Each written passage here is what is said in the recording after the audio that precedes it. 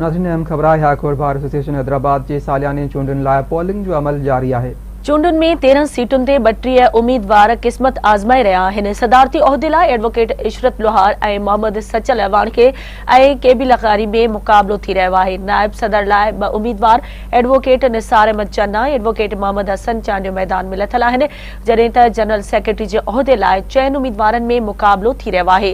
कुल वोटर्स जो तइदाद 2500 जे लॻभॻि आहे। इलेक्शन सिंध बार जी निगरानी में थी रही आहे। हिकु भेरो ॿीहर तव्हांखे आगाह कयूं पिया। अहम ख़बर आहे high court bar association Hyderabad जी सालानी चूंडुनि लाइ पोलिंग जो अमल जारी आहे। चूंडुनि में 13 सीटुनि ते 32 उम्मीदवार क़िस्मत आज़माए रहिया आहिनि। सदारती उहिदे लाइ एडवोकेट इशरत लोहार ऐं मोहम्मद सचल अहवान ऐं केबिल अखारी में मुक़ाबलो थी रहियो आहे, जॾहिं त नायब सदर लाइ 2 उम्मीदवार एडवोकेट निसार अहमद चन्ना ऐं एडवोकेट मोहम्मद हसन चांडियो मैदान में लथल आहिनि।